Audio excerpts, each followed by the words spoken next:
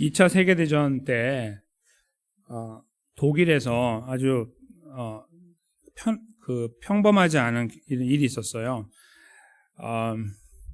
전쟁 중인데 여기 지금 제가 가지고 나온 사진의 인물이 요제프 슐츠라고 하는 독일 사람이에요. 1909년에 태어난.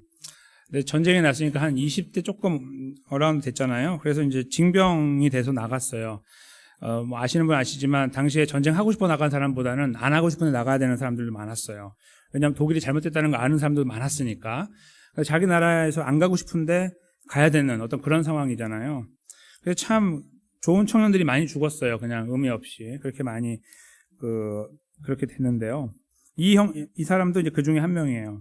좀 사리가 밝아서 이렇게 생각하고 옳다 그르다를 잘 분별하려고 하고 잘 표현하려고 했던 사람인데 어느 날 1941년인데 자기가 속한 그 중대가 파르티잔이라고 하는 일종의 유고슬라비아 계통의 반항군들이에요. 독일을 대항해 싸우는. 근데 그들이 있는 곳에 가서 전투를 하다가 이제 포로를 잡았어요. 16명을. 그래서 한 마을의 집더미에다가 이렇게 세워놓고, 여기 사진이 저게 진짜 사진이에요, 당시에. 뒤에 이제 집이 쫙 쌓여있는데 거기다 쫙 세워놓고 16명을 눈을 가리고 총살을 했어요. 근데 그거 하려고 이제 사람들 세워놓고, 자, 이제 총을 들어서 쏘려고 준비를 이제 했어요. 그런데 요제프 슐츠가 그 자리에 이렇게 있었거든요, 군인으로. 그런데 총을 안 들었어요. 집총 그러니까 손을 들고 이렇게 올려서 총을 준비를 해야 되는데 혼자 가만히 있던 거예요. 그래서 이제 그걸 바라보는 중대장이 너 왜 그러냐 그렇게 말했더니 저는 이들이 죽어야 될 이유를 모르겠습니다. 저는 이들에게 총을 쏠 수 없습니다. 이렇게 말을 한 거예요. 그러니까 이제 이 중대장이 굉장히 화가 났어요. 원래 이제 전시에는 이거 항명이라고 그러잖아요. 명령 불복종 이런 사형이에요. 그냥 뭐 이유 불문하고 바로 총을 쏠 수 있습니다. 그런데 이 중대장이 그걸 알고 있죠. 그런데 그 화가 난 걸 잠깐 가라앉히고 일단 무장 해제를 시켰어요. 이제 철모를 벗어라, 탄띠를 풀어라, 총을 내려놔라. 너가 갖고 있는 모든 군복을 빼고 다 내려놓으라고 했어요. 다 내려놓게 하고 너도 저리로 걸어가 그렇게 했어요. 여기 사진에 보면은 저 중간에 어떤 한 사람이 이제 잘 안 보이시지만 있어요. 근데 그 사람이 군복을 입고 있어요. 독일 군복을. 근데 모자를 안 쓰고 있어요. 잘 보시면 저 사람이 바로 그 사람이에요. 실존 인물. 그래서 저기를 걸어가게 해서 저 앞에 세워놓고 17명을 향해 총을 쐈죠. 16명이 원래 거기 있던 분들인데 그래서 그 중에 그들과 함께 그 유명을 달리했습니다. 나중에 이제 이 사실이 알려졌고 유골이 발견되고 이렇게 하는 가운데 요제프 슐츠라고 하는 사람의 그 실제 상황이 드러나게 돼서 나중에 기념비를 세우고 이렇게 했어요. 참 고귀한 죽음이라고 이제 사람들이 평가를 한 거죠. 제가 이제 드리려고 하는 말씀은 우리가 살면서 보면은 그 순종이냐 불순종이냐 그 사이에서 갈등할 때가 많고요. 그 갈등이 이제 저희 안에 영향을 미칠 때가 있어요. 근데 잘 생각해 보시면 뭔가 순종을 잘 했다고 해서 상이 주어지거나 불순종을 했다고 해서 벌이 주어지는 상황은 잘 못 만나요. 그렇죠? 이제 뭐 예를 들어서 이제 뭐 학교에서 뭐 죄송해요. 선생님 말씀을 잘 들어서 사탕을 하나 받는 거 이런 것들은 좀 쉽게 발견할 수 있지만 보편적인 삶에서는 참 경험하기가 어려워요. 내가 잘했는데 사람들이 알아주지도 않고 내가 잘못했는데 사람들이 그걸 눈치채지 못해요. 그래서 넘어갈 때도 많고 내가 억울할 때도 많고 뭐 이런 것들이 같이 섞여 있어요. 실제 삶에 보면. 근데 제가 이 말씀을 드린 거는 군대는 다르다는 거예요. 저희가 사는 인간 세계 안에서 가장 극명하게 순종이냐 불순종이냐를 정확하게 짚어내고 벌을 하는 장소는 군대다 생각해요. 저는. 그리고 군대 안에서 군대 안에 있으면서 전쟁에 참가했을 때라고 생각해요. 군대 안에 있을 때뿐만 아니라 전쟁에 직접 나가면 그때는 항명이라는 것은 죽음하고 이어지기 때문이죠. 거기에는 조금의 여유도 없습니다. 그래서 저희가 생각하는 것처럼 순종과 불순종은 아주 큰 것은 아닌 것처럼 보이나 그 현장에 가면은 그것은 아주 큰 거고 죽음을 맞바꿔야 되는 상황일 수도 있다. 느낄 수가 있는 것이죠. 하나님 말씀의 성경을 보면요. 이런 무수히 순종과 불순종이 엮여 있어요. 이것이 계속 흐름을 타고 이어져 오늘까지 오고 있는데 그 내용 속에 들여다보면 아이러니하게도 즉결 심판을 받는 경우가 아주 드물고 즉 거짓말을 했으니, 죄송합니다. 불순종을 했으니 갑자기 죽거나 즉사를 하거나 일이 안 되거나 이런 거, 아니면 순종을 했으니 갑자기 상을 받거나 하는 이런 것들이 이렇게 아주 분명하게 드러나는 경우가 아주 제한적으로 있어요. 매우 제한적이에요. 오히려 잘 보면은 이런 느낌을 받는 거예요. 이 전쟁의 상황과 다르게 우리의 상황하고 맞닥뜨려 있는 거예요. 뭐냐면은 우리가 이렇게 살면서 순종 좀 하면 거기에 큰 상이 주어지는 게 아닌 것처럼, 불순종을 했는데 큰 벌을 받지 않는 것처럼 말이에요. 저희가 살면서 그런 거 있잖아요. 여기 가다가 여기 스탑 사인에서 아무도 없을 때 빨간불 저희 스탑 그냥 안 하고 넘어가고 뭐 이런 거 있잖아요. 그거 다 잘못한 거 아니에요. 불순종한 거 아니에요. 그렇죠? 법하고 나의 관계에서. 근데 거기에 무슨 제약이 따릅니까? 그렇지 않아요. 그렇다고 거기서 3초 잘 서 있다가 두리번거리고 간다고 누가 상을 줍니까? 그렇지 않아요. 예를 들면 그런 거예요. 우리 삶에서는 그것이 분명하게 나타나지 않을 때가 훨씬 더 많고, 그래서 그런 의미에서 저희도 모르는 사이에 순종과 불순종의 이 벽을 넘나드는 것이 아무렇지도 않게 이루어질 수도 있다. 그렇게 생각을 해봐요. 오늘 말씀도 이제 그 중에 하나가 되는데요. 즉, 즉결 심판이 내려져야 되는 것처럼 보이는 상황에 하나님의 어떻게 반응하고 계시는가. 이것을 저희가 한번 읽어봤으면 좋겠습니다. 이것을 읽어나가는 가운데 우리가 분명하게 하나님으로부터 오는 메시지를 들을 수 있다고 생각해요. 우리 각자를 향해서. 그것이 무엇일지 궁금함을 가지고 말씀으로 잠깐 들어가겠습니다. 이미 읽은 말씀이지만 잠깐 생각해 보려고 하는 거는, 이스라엘 백성들이 가나안 땅이라고 하는 약속의 땅을 정복을 했고, 이제 여호수아 밑에서 이제 그 모든 상황이 마무리됐다는 것을 저희가 이제 보고 있어요. 지금부터 할 일은 뭐냐면요, 실제로 차지하는 거예요. 이게 좀 이제 생각하기에 좀 쉽지 않은 생각인데요. 전투에 보면은 거점 전투라는 것이 있어요. 실제 이제 군사 용어인데, 즉 어떤 지역을 다 정복하기 위해서는 그 지역의 수도나 중요한 요지를 먼저 정복을 하는 거예요. 그 정복을 했는데요. 그래서 기록에 남겨져요. 예를 들어서 볼티모어를 정복했다 그러면 볼티모어 시티를 정복하면 되거든요. 근데 거기 있는 사람들이 전부 다 정복한 겁니까? 정복당하지 않았어요. 다 총을 가지고 반항할 수도 있는 상황이에요. 그걸 거점 전투라고 그래요. 거기에서 이기고 나면 이제 그 주변 전체를 다 가진 것으로 여겨요. 정복한 사람은. 그러나 아직도 그 안에 골목골목 다니면서 사람들을 다 정복하는 것은 그 다음 과정이에요. 아시겠죠? 지금 여호수아 읽으실 때 저희가 잘 주목해야 되는 것이 바로 이거예요. 아니, 옛날에 정복했다고 그랬는데 지금도 정복하고 있어? 이렇게 저희가 의구심을 가질 수 있기 때문에 말씀드리는 거예요. 정복은 이미 했습니다. 이미 그 거점을 다 정복을 했는데 그 밑에 내려가서 백성들을 몰아내는 일은 남아있는 거예요. 그것이 지금 계속 이제 앞으로 이루어지게 되거든요. 여기서 나오는 내용도 바로 그거예요. 그러니까 이 당시 이스라엘의 지도에 보면 이스라엘 땅의 중간에 흐르고 있는 요단강에 좌우편을 정복을 했는데, 왼편보다 이제 오늘 본문은 우편 쪽을 이야기하고 있는데요. 저희가 이미 몇 번 들었던 거예요.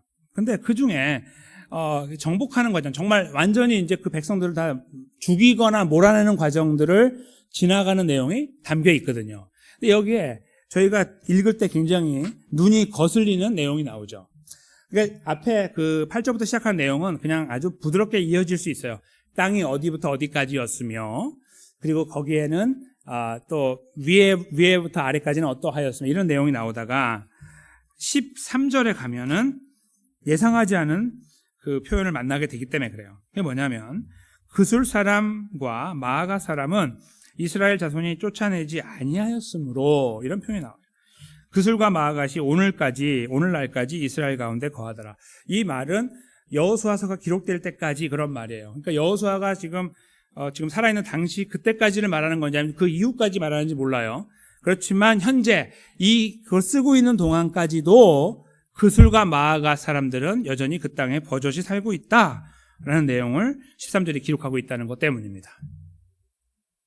이스라엘 백성들이 순종이냐 불순종이냐 항상 그 가운데서 선택하며 왔는데, 땅을 정복하는 과정에 대체로 순종을 했던 편이에요. 왜냐하면은 하나님이 하라는 대로 하지 않으면 망할 수 있고 질 수 있기 때문에 하라는 대로 이렇게 따라왔던 편이에요. 지금까지는 어느 정도 잘 진행이 되어 왔는데, 이제 그 실제로 정복해 나가는 과정을 들여다보니까 거기에 변수가 생기기 시작한 거예요. 그것은 그들이 불순종하기 시작했다는 거예요. 즉 여기에 보면은 그 13절에 보면 표현이 이렇게 돼 있어요. 그들을 쫓아내지 아니하였으므로라고 돼 있다는 거예요. 쫓아내지 못하여서 그들이 힘이 역부족이라서 못한 것이 아니고요. 의도적으로 안 했다. 그 말이에요. 그러니까 원래 거기 해야 되도록 하나님 다 정해놨는데 하지 않았어요. 스스로. 저희가 이제 여기서 질문을 갖게 돼요. 왜 안 했을까? 그렇죠? 오늘 본문에 나와 있지 않기 때문에 단정할 수 없으나 제가 그 여러 가지 지질학에 관련된 거, 또 옛날 고고에 관련된 자료들을 많이 이제 이것 때문에 읽었어요. 왜냐하면은 이 부분에 대해서 그 지역이 도대체 어떤 지역인가 궁금해졌거든요. 게술이라고 하는 그술이라고 하는 거하고 마아갓이 어떤 지역일까? 일단 잠깐 지도를 잠깐 보여드리면요. 이제 그냥 잘 안 보이시지만 그렇구나라고 한 가지만 하시면 되는데 뭐냐면 확인할 건데요. 왼쪽에 있는 거는 지금 현재 여호수아 시대까지 바로 전까지 모세까지인데요. 이쪽은 여호수아 시대부터 이제 왕조로 이어지는 시대예요. 근데 같은 지역을 표시하는 지도에 이것은 이제 옥스포드에서 나온 지도예요. 굉장히 이제 저명한 지도죠. 저 지도에 보면은 저 위에 마아가하고 아래 그술이라고 하는 그 지역이 딱 정확하게 표시가 돼 있어요. 언제요? 모세 때는. 그런데 그때 정복하지 않았잖아요. 오늘 보니까. 그리고 나서 시간이 지났어요. 보니까 그 지역이 없어져 버렸어요. 그 이름이. 이것은 무엇을 말하냐면은 그냥 가만히 두니까 없어졌다 그런 말이 아니라요. 거기에 대해서 사람들이 이렇게 눈치를 채지 못하도록 그냥 스며들었다 그런 의미가 되는 거예요. 다시 말씀드리면 그술하고 저기 마아가는 하나님 명령에 의하면 정복해야 되는 곳이잖아요. 근데 그때 안 했잖아요. 근데 안 했다고 해도 시간이 10년, 20년, 100년 지났을 때 여전히 그곳에 있으면 나중에 성경을 들쭉들쭉하는 이스라엘 사람들이 알게 되는 게 뭐예요? 그술하고 마아가를 정복해야 되네. 우리 아직 안 했지? 가자. 이렇게 할 수 있잖아요. 시간이 지나면서 그 흔적이 사라져 버렸다는 거예요. 이것은 그들이 망했다는 말이 아니라 사람들의 관심에서 사라져 버린 거예요. 그것을 이 지도가 표현해 주고 있어요. 첫째로. 그 다음에요. 그술하고 마아가라는 그 지역은 저희가 이렇게 볼 때는 잘 모르지만 저도 이번에 이제 알았는데요. 이스라엘에 스키장이 있는 걸 알았어요. 이스라엘에 스키장이 있어요. 그게 놀라지 않으시는데요. 이스라엘에 스키장이 있다고요. 거기에 우리하고 완전히 지역이 다른데 거기 어떻게 스키장이 있냐고요. 이 지도를 보면은 헐몬산이라고도 하고 헤르몬산이라고 하는 산이 저 위에 바로 있거든요. 그 헐몬산에 겨울이 되면은 이제 정확하게 그 지역으로 하면 우기예요. 비가 내리는 때를 보면 기후가 갑자기 추워져가지고 저게 눈이 내려요. 그래서 눈이 아주 많이 쌓이는 때가 언제냐면 1월부터 3월이래요. 그래서 이스라엘이 실제로 1971년에 저기다가 스키장을 열었어요. 리조트를. 지금도 수많은 사람들이 겨울에 가서 스키를 타요. 제가 깜짝 놀랐어요. 저는 지금까지 이스라엘 스키장이 있는지 몰랐어요. 무슨 말씀이냐면 저 헤르몬산이라고 하는 곳 바로 밑에 달라붙어 있는 땅이거든요. 저기는 일단은 겨울에 눈을 볼 수 있는 곳이에요. 당시에 눈이 내렸을 거니까 당연히 눈을 볼 수 있는 곳이고 첫째. 둘째로 거기에 흘러내리는 물이 아주 풍성해서 비옥한 땅을 만들어요. 그러니까 이쪽으로 내려와서보다 저 위가 농사를 짓는데 훨씬 적합하고 좋다는 거예요. 그러니까 땅이 너무너무 좋아요. 아시겠죠? 그술과 저기 마아가는 성경에 잘 나오지 않아서 저희가 집중하지 않아서 모르지만 여러 가지 자료를 통해 보면 아주 좋은 땅이다 이 말이죠. 즉 하나님께서 정하신 약속의 땅에 노른자와 같은 땅일 수도 있다 저는 생각해요. 이쪽에 예루살렘 쪽이 아니고 아주 좋은 땅이다 이거예요. 아주 좋은 땅 하나님이 주셨고 거기까지 잘라서 니네 가지라고 했어요. 저 헤르몬산 밑에까지 너네가 다 가지라고, 그 좋은 땅을 다 가지라고 하신 거죠. 그런데 이스라엘이 그것을 못 갑니다. 그것이 아니고 안 갔어요. 그것이 오늘 본문에서 읽어내야 되는 첫 번째 사실입니다. 둘째는요, 이거는 이제 그 지질학하고 이제 고고학에서 밝히고 있는 사실 중에 하나인데요. 저 그술이라고 하는 곳, 마아가 저쪽에 저 성은 저희가 이제 이스라엘이 이제 가나안 땅에 들어가는 가운데 만났던 가장 첫 번째 성이었던 여리고 있잖아요. 여리고가 굉장히 큰 성이었고, 당시에 그 여러 가지 자료와 지금까지 나와 있는 그 발표된 것을 따라서 보면은 아주 큰 성이었고, 큰 돌로 잘 세워진 성이었어요. 무너질 수 없는 성이다 그거죠. 근데 그와 비슷하게 저쪽 그술이나 마아가 쪽에도 그런 성으로 구성이 되어 있었다라는 자료들이 나오고 있어요. 무슨 말씀일까요? 그러니까 너무나 좋은 땅이라, 그렇죠? 거기 살고 있는 사람들이 그 땅을 지키기 위해서 큰 성을 짓고 자기를 보호하고 있었다. 이렇게 저희가 예상할 수 있는 거예요. 즉 땅은 너무 좋은데 너무 좋아서 가기가 어려운 거다. 이렇게 저희가 이 두 가지 사실을 접목하면 그런 결론을 찾아볼 수 있어요. 이거는 성경에서 말하는 것이 아니기 때문에 정확한 건 아니에요. 그러나 여러 가지 당시 자료들을 또 볼 때 개연성이 있는 거예요. 그럴 가능성이 높아요. 즉, 저 위를 왜 안 갔냐 이거예요. 가면 되거든요. 근데 안 갔어요. 밑에까지만 이렇게 차지했어요. 이유는 만약에 저희가 이유를 조금 더 세상에 있는 자료들을 통해 볼 때에 땅이 너무 좋았고 그리고 너무 무서웠고 이 두 가지가 같이 있었을 수 있다 이거죠. 안 간 이유를 보면 그러니까 너무 좋아서 못 가고 너무 안 좋아서 못 가고 이런 거예요. 그냥 만약에 저희가 표현한다면 좀 이렇게 우스갯소리처럼 들리지만 정말 그럴 수 있다라고 여겨집니다. 즉 이스라엘이 그 땅을 향해 가서 거기가 정복을 했으면 훨씬 좋았을 것이라는 생각이 드는 것 중에 하나는 이제 방금 이런 것도 있지만 또 하나가 있는데 그건 뭐냐면 지금으로부터 이 당시로부터 400년이 흘렀을 때요. 400년 좀 흘렀을 때 누가 왕이었냐면 이스라엘 왕은 두 번째 왕이었던 다윗이었어요. 그러니까 벌써 시간적으로 400년이라는 것 굉장히 많이 흐른 거잖아요. 그 시간이 긴 시간이 지나고 났을 때 이제 왕조가 들어오고 다윗이 왕이 됐는데 그때에 다윗이 저기를 정복하기 위해서 나가요. 정복을 하고요. 그러니까 무슨 말씀이냐면 어쩌면 다윗이 그것을 알았는지는 모르고 그걸 해야 된다는 거를 그때는 밝혔는지 몰라요. 그렇지만 이 짐이요, 부담이라는 것이 계속 후손으로 미루어져 가서 400년이라는 시간이 지난 다음에 결국 그때 마무리가 됐다. 이렇게 이해할 수 있는 거예요. 이 상황을 놓고 볼 때.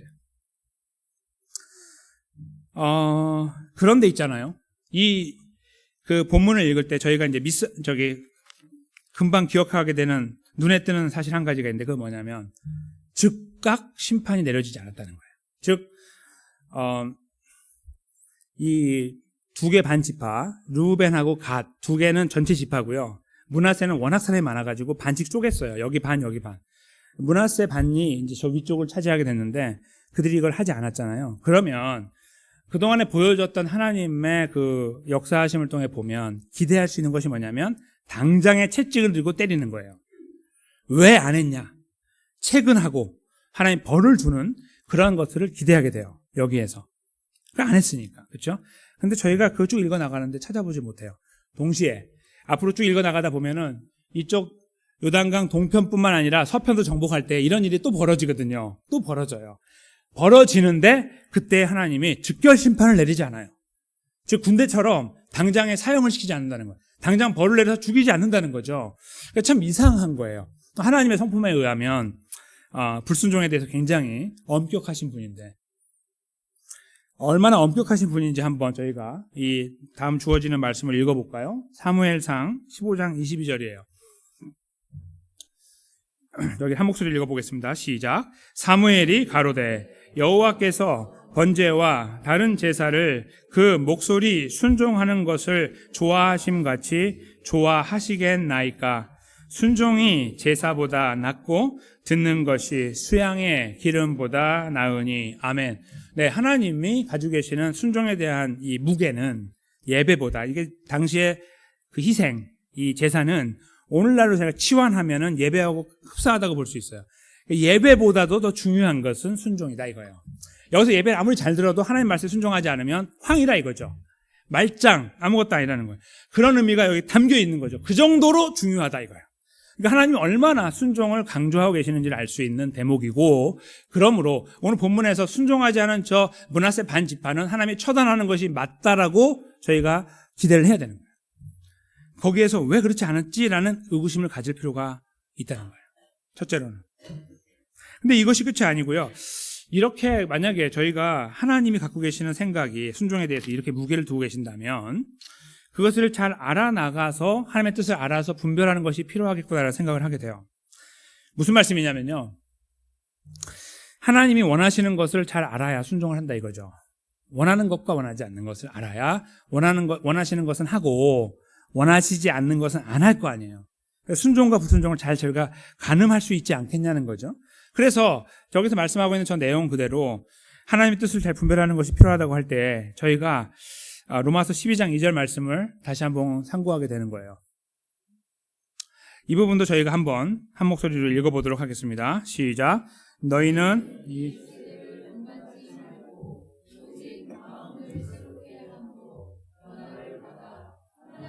선하시고 기뻐하시고 온전하신 뜻이 무엇인지 분별하도록 하라. 네, 아주 분명한 말씀입니다.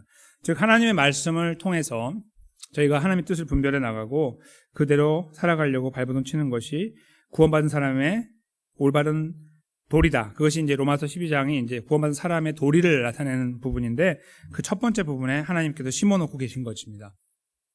즉 이걸 조금 더 저희가 쉬운 표현으로 쓴다면 어떻게 하든지 하나님 백성답게 살아야 된다 그런 말이고, 우리가 하나님 백성답게 산다는 말은 하나님의 뜻을 잘 분별해 사는 것이고 해야 될 것과 하지 말아야 될 것을 분별해 사는 것이다. 이렇게 이제 저희가 쉽게 정리를 할 수 있을 것이라는 겁니다. 그걸 알면 순종으로 갈 것이냐 말 것이냐를 선택할 수 있는 기로에 놓을 수 있는 거죠. 근데 그것까지 모르면 도대체 어디로 가고 있는지도 모르기 때문에 갈팡질팡하고 순종하고 있는지 불순종하고 있는지도 모르는 상태에 거할 수도 있다, 이렇게 생각을 하게 되는 것이죠. 그래서 이 말씀을 바탕으로 저희가 한 가지 다시 생각해 보게 되는 것이 있어요. 이스라엘은 과연 하나님의 뜻을 알았느냐 이거죠. 로마서 12장 2절에서 말씀하고 있는 하나님의 뜻을 분별하고 있었느냐라고 저희가 물어볼 수 있습니다. 어땠을 거예요? 므낫세 반지파는 하나님의 뜻을 몰라서 가지 말자 저기 이렇게 했습니까? 아니면 하나님의 뜻을 알았는데도 하지 않았습니까? 저희 대답은 알았는데도 하지 않은 거예요. 하나님이 모세를 통해 명령 주신 것을 다 듣고 그렇게 하라고 했고, 그래서 그렇게 하려고 했는데 하다가 중단했기 때문이죠. 이것이 무엇을 저에게 알려주고 있느냐 이거예요. 이거죠. 뭐냐면 저희가 하나님의 뜻을 잘 안다고 그걸 지킨다는 것이 보장이 없다는 말씀입니다. 하나님의 뜻을 아무리 잘 알아도, 즉 모세라는 그 중간에 대언자를 통해서 이렇게 기록된 말씀이라기보다는 일단은 귀로 듣는 생생한 메시지를 들었던 사람들이에요. 저희보다 훨씬 더 가깝게 하나님을 대하고 있는 사람들이라고요. 근데 그들이 오죽하면 그들이 그 하나님의 두려움에 대해 알고 있음에도 불구하고 순종해야 되는 것을 불순종했겠느냐라고 생각을 한번 해보시라는 거예요. 무엇을 그들이 보여주고 있을까요? 나 이렇게 못났어, 그걸 보여주고 있을 거라고 생각하십니까? 나 이렇게 못났어? 참 그 사람들 참 못났네, 하나님의 은혜를 이렇게 입고도 이렇게 살 수 있나? 이런 걸 말씀하고 있는 것이 아니라 하나님의 뜻을 알고 있다고 해서 우리가 그걸 지킬 수 있다는 게 아니라는 거예요. 하고자 하는 말은, 즉 하나님의 뜻을 잘 알고 있는데도 저희가 어떻게 살고 있냐면 아는 만큼 사는 게 아니라 아이러니하게도 알고 있는데 안 살아요. 그렇죠? 이게 잘못인 거 이거 하지 않아야 되는 거 아는데 하고, 반대로 그렇죠? 이거 하면 안 되는 거 해서 죄를 짓고 해야 되는 거 안 해서 죄를 짓는 거예요. 그게 우리 삶에 이렇게 풍성하게 쌓여 있어요. 즉 순종과 불순종의 사이에 하나님 말씀이 있다고 해요. 불순종에서 순종으로 가려면 말씀을 이해해서 하나님의 뜻을 알고 가면 된다라고 생각하는 이 수학 같은 공식이 우리 삶에서 이루어지지 않는다는 거예요. 오늘 본문이 이걸 말해주고 있고 우리 삶이 증거하고 있어요. 우리에게. 조금만 다시 다른 방법으로 말씀드리면, 우리가 하나님 백성으로 사는데 하나님 백성으로 사는 가운데 말씀을 알아요. 이건 해야 되고 이건 하지 않아야 되고, 우리가 이렇게 가야 되는 것도 알아요. 자꾸 들으니까. 근데 안 되는 것도 알아요. 그 사이에 있는 우리가 무엇을 보고 있냐면, 아는데 아는 만큼 성장하는 것을 경험하지 못하고 아는 것에 우리가 따라가지 못하는, 마치 거기를 배신하고 돌아서는 사람처럼 살아가는 모양이 오히려 더 훨씬 더 자연스럽다는 것을 알게 된다는 거예요. 제 말씀이 틀렸습니까? 어떻게 생각하십니까? 하나님 말씀을 옛날에는 10개 알았는데 지금 100개 알기 때문에 100개 중에 한 90개 지키려고 노력하고 계십니까? 한 85개는 다 마스터했고 한 4개, 5개 해가지고 지금 한 90%는 지키려고 하고 계십니까? 아니면 100개를 알았는데 여전히 1개, 2개에서 허덕이고 계십니까? 이 질문을 한번 해보시면 됩니다. 누구 옆 사람이 아니고 나 자신을 보면 되는 거죠. 우리는 어떠한가? 물론 저는 성장하고 있다는 것을 거부하고 부인하는 것이 아닙니다. 우리는 성장하고 있어요. 여기 계신 한 분 한 분은 제가 바라볼 때도, 제 눈으로 볼 때도 성장하고 있어요. 하나님 보실 때는 당연하시겠죠. 저 인간의 눈으로 볼 때도 그런데 성장하고 있어요. 하나님 말씀으로 성장하고 계시거든요. 그걸 부인하는 것이 아니라요, 그 성장하는 가운데서 우리 스스로가 우리를 평가할 때를 말하는 거예요. 하나님 앞에 순종하는 정도. 옛날에는 일주일에 한 번씩 순종했는데 지금 내가 2번씩 순종하고 있다. 뭐 이런 것들, 그런 것들 돌아보실 수 있는 기회가 있을 수 있잖아요.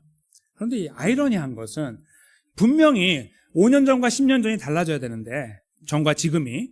근데 그렇지 않은 모양들이 가끔씩 드러날 때는 너무 충격을 받을 때가 있어요. 그걸 바라보는 순간에 마치 지금까지 쌓아왔던 게 다 무너지는 듯한 느낌들, 그런 거 있잖아요.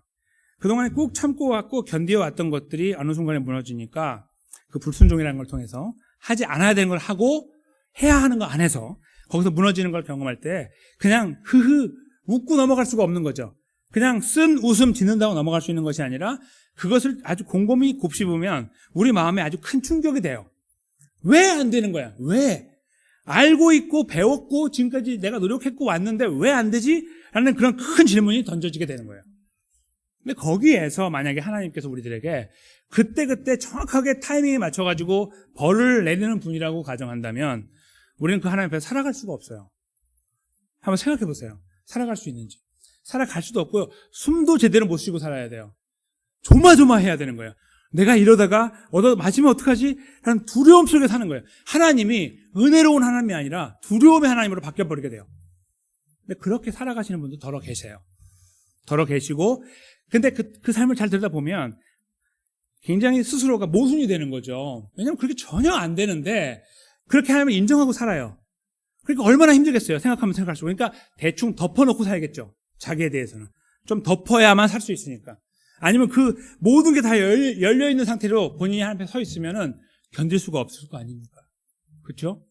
근데 약간 이렇게 옳지 않은 쪽에 서 있는 분들 빼고요. 우리가 하나님 앞에 다시 말씀을 정리를 한다면 우리가 하나님 말씀을 아는 만큼 성장하는 것이 우리의 바람이고 그렇게 하는 것이 옳은 길처럼 보여지지만 공식처럼 나오지만 그것은 현실과 분명히 다르다는 것을 우리가 인정하고 그래서 이 불순종에서 순종으로 넘어가는 걸음 속에 하나님의 은혜가 필요하다는 것을 발견하는 것이 이 모든 지금까지 생각보다 더 중요하다는 것을 우리가 확인해야 됩니다. 왜냐하면요, 하나님 말씀이 우리들에게 이때 당시로부터 지금까지도 하나님은 공의의 하나님은 분명하지만 공의라는 것을 붙잡고 홀드해서 실행하지 않는 분으로 등장할 때가 훨씬 더 많았고 그냥 저의 삶, 지난 일주일에 저의 삶만 봐도 하나님 이걸 홀드하고 계셨어요. 저만 봐도 그래요. 제가 하나님 앞에 섰을 때 하나님이 저에게 행하신 것을 보면 이걸 홀드하고 계셨어요. 저는 이미 납작 엎드려가지고 그냥 끝나야 되는데 홀드하고 계셨다고요. 그 하나님이 보여요. 근데 그 하나님께서 어떻게 증거하기 원하고 계시냐면 성경에서는요. 오늘 저희가 이제 마지막으로 읽으려고 하는 빌립보서 말씀을 통해서 드러내고 있어요. 빌립보서 2장 5절부터 8절까지 말씀 중에 저는 8절 말씀에 이제 집중하고 싶은데요. 근데 거기만 읽으면 앞에 내용이 무슨 내용인지 모르기 때문에 5절부터 읽어서 내용을 한번 좀 저희가 함께 훑어봤으면 좋겠습니다. 한 절씩 읽도록 하겠습니다. 길기 때문에 제가 5절을 먼저 읽습니다. 너희 안에 이 마음을 품으라. 곧 그리스도 예수의 마음이니 그는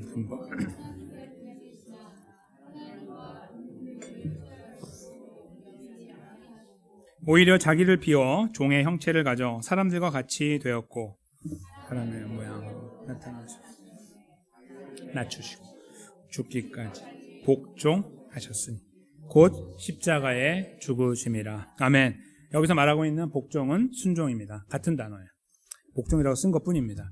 저희가 오늘 다루고 있는 순종과 같은 단어예요. 예수님이 저기서 이루신 것은요, 한 번만 이루면 되는 절대적인 완전한 순종이었습니다. 그러니까 우리가 흉내 내가지고 흉내는 내볼 수 있어요. 흉내 내려고 할 수 있지만 절대로 흉내 낼 수 없는 우리의 손을 완전히 벗어나 있는 오직 하나님만 하실 수 있는 순종이었다는 거예요. 저거는 우리의 죄를 없이 하기 위해서 사하기 위해서 돌아가신 십자가의 죽으심, 그걸 말하고 있거든요. 저걸 잘 생각해 보세요. 저게 오늘 심지어 여호수아 저 뒤로 돌아가서 여호수아 말씀하고 어떤 연관을 갖고 있는지 여기 하나님이 여기서 하나님을 스스로 드러내고 계십니다. 하나님이 나는 은혜로우니까 다 참아낼 수 있어가 아니고 나는 은혜로우니까 견딜 수 있어도 아니고 지금은 내가 참지면 나중에 할 거야 그것도 아니라 하나님 여기에 가만히 계시는 이 모양 자체는 하나님의 독특한 하나님이 하신 독특한 사건을 갖고 계시기 때문에, 가지고 계시기 때문에 이룰 수 있는 것이라고 확인하게 돼요. 즉 예수님이 십자가에 죽으심이죠. 즉 하나님께서 다 프리로 용서해 줄게, 다 괜찮아 이렇게 하신 게 아니라 값을 치른 거예요. 예수님이. 우리가 감당하지 못한 순종과 불순종의 문제를 예수님이 한 번에 치르신 거라고요. 저기에 순종이라는 단어를 저기 쓰고 있는 거예요. 예수님이 그 순종의 자리에 쓰신 거예요. 우리는 절대로 안 돼. 절대로 안 돼요. 절대로. 그걸 못 쓰는 그걸 아신 하나님은 예수님의 십자가를 통해서 이 순종, 완벽한 순종을 마무리 지으신 거예요. 그러니 우리가 하나님께 가서 하나님 어찌 저를 용서해 주셨습니까? 이렇게 말씀하면 하나님 뭐라고 말씀하시겠습니까? 아니야. 예수가 다 페이했어. 이렇게 말씀하시는 거죠. 그냥 야 내가 너를 좀 기다려 보니까 너가 될 것 같아서 뭐 이런 게 아니고, 내가 너를 끝까지 기다려 보려고 그런 것도 아니고, 아니면 내가 은혜로운 자니까 그것도 아니에요. 하나님은 분명히 공을 갖고 계셨는데 왜 은혜로운 모습으로 드러나고 있냐면 예수님 때문인 거예요. 저분이 우리 대신에 완벽한 순종을 통해 목숨을 버리시고 십자가에서 피를 흘리시고 3일 만에 부활하셨기 때문에, 이 모든 값이 치러졌기 때문에 하나님은 누군가 다 치렀어. 누구예요? 예수야. 이렇게 말씀하신다는 거죠. 그것이 성경의 원리이고 우리가 오늘 본문을 읽어나가면서 분명히 함께 이해해야 되는 메시지가 되는 것입니다. 즉 순종이 필요합니다. 다른 말로 하면 하나님 백성답게 살아야 된다는 거예요. 매일매일 불순종을 향해 가는 걸음을 중단하고 순종을 향해 가야 돼요. 하지 말아야 될 거 하지 말아야 되고요, 해야 할 거 해야 돼요. 하나님 앞에 그 길은 분명히 열려있고 가야 되는 것은 매주일 우리가 말씀을 통해 확인하게 돼요. 근데 그 앞에 저희 자신을 세워놓고 보면 왠지 고개를 떨구게 되고 하나님을 이렇게 쳐다볼 수 없을 만큼 죄송한 마음이 몰려오게 된다. 이 현실을 맛보게 됩니다. 오늘은 디모데 선교의 헌신 예배입니다. 예배를 드린 날입니다. 오늘 저희가 제목으로 삼았던 말씀의 제목처럼 순종이 보이는 헌신이 필요합니다. 즉 어떤 이렇게 뭔가 일을 하는 거, 섬기는 거, 안에서 보이는 거 보이지 않는 거에서 뭔가 일을 해서 교회가 이렇게 세워져 나가는 것을 만들어 나가는 것을 헌신의 어떤 열매라고 볼 때, 저희가 그 헌신의 열매를 향해 갈 때요, 하나님 원하시느냐 그렇지 않느냐를 분별하는 과정이 꼭 필요하다는 거예요. 내가 보기에 이거 좋아, 이거 하면 좋아, 왜 안 돼? 이렇게 했어요. 다 좋아하는 것 같은데 누가 상처를 받았어요. 힘들 수 있잖아요. 그렇죠? 그런 것들을 감안하지 않고 그냥 그 일을 하는 것은 잘못된 거예요. 절대로 잘못된 겁니다. 그래서 모든 걸 전반적으로 볼 수 없는 눈이 거기까지 전체적으로 다 이게 섭렵이 안 되면 더 많이 기도해야 돼요. 하나님의 뜻을 구하고, 이것이 하나님이 원하시는 것이냐 그렇지 않은 것에 대해서 더 많이 물어야 되고, 교회 안에서 이루어지는 일들은 다 그렇다는 거예요. 왜냐하면 분명히 여기선 좋은데 여기는 안 좋을 수 있고요, 여기에는 기쁨이 있는데 여기는 상처가 될 수 있기 때문에 그래요. 그 반대가 될 수도 있고요.